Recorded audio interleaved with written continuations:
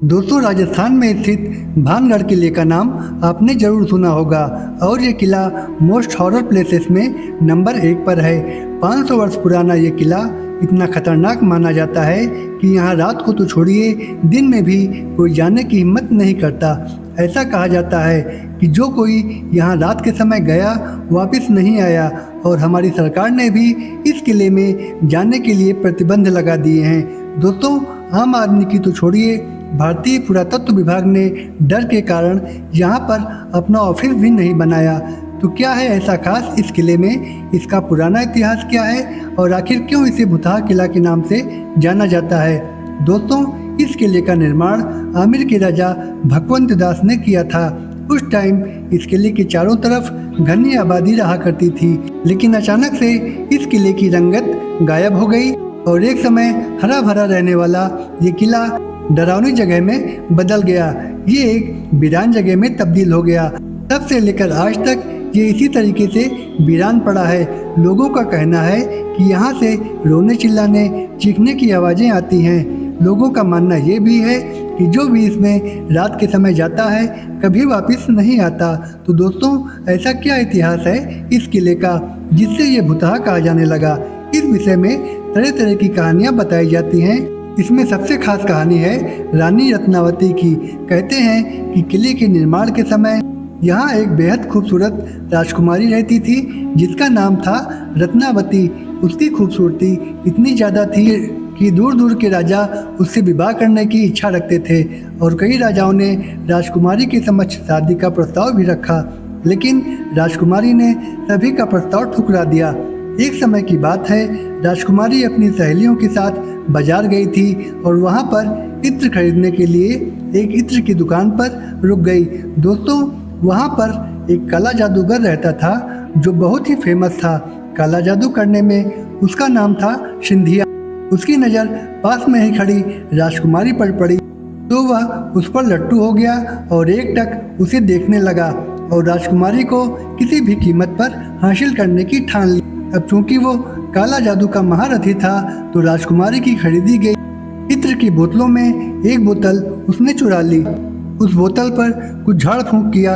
इसके बाद चुपके से फिर उसी जगह पे रख दिया और उसकी ये योजना सफल भी हुई क्योंकि राजकुमारी ने उसे इत्र उठाते हुए नहीं देखा था। फिर भी राजकुमारी इत्र की शीशी को लेकर अपने किले की तरफ जाने लगी। दोस्तों, सिंधिया भी उसी समय राजकुमारी का पीछा करने लगे, लेकिन अभी राजकुमारी केवल थोड़ी ही दूर पहुंची थी तभी उसकी सहेली ने उससे कहा कि एक अनजान व्यक्ति ने इत्र की शीशी पर झाड़ फूंक किया है।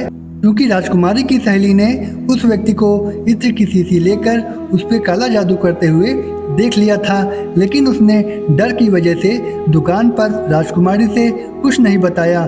तो अब राजकुमारी को जैसे ही काले जादू की बात पता चली तो उसने वो इत्र की शीशी रास्ते में पड़े हुए एक बड़े से पत्थर पर दे मारी। पत्थर पर पड़ते ही वो शीशी चटक गई और सारा इत्र उसी पत्थर पर बिखर गया।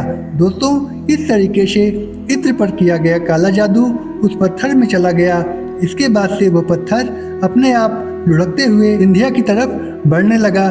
दोस्तों, सिंधिया ने उस इत्र में एक ऐसा जादू किया था कि जो कोई भी उस इत्र का प्रयोग अपने ऊपर करता वो अपने आप सिंधिया की तरफ खींचता हुआ चला जाता। सो जब पत्थर पर वह इत्र पड़ा तो पत्थर लुढ़कते हुए वो सिंधिया तक पहुंचा और उसे कुचल दिया। इस कारण उस तांत्रिक की मौत हो गई। लेकिन मरने से पहले सिंधिया ने एक श्राप दे दिया कि राजकुमारी समेत इस किले में रहने वाले सभी लोग एक दर्दनाक मौत से मरेंगे और उनकी आत्माएं हमेशा के लिए किले में भटकती रहेंगी। इस घटना के थोड़े समय बाद ही भानगढ़ और उसके करीबी राज्य अजबगढ़ के बीच में एक लड़ाई छिड़ गई। और दोस्तों, अजबगढ़ की सेना इतनी शक्तिशाली थी कि इसके चलते उनके सिपाही भानगढ़ के किले में घुस गए और किले में मौजूद प्रत्येक महिला, पुरुष और यहाँ तक कि बच्चों को भी मौत के घाट उतार दिया। इसमें राजकुमारी रत्नावती भी नहीं बची।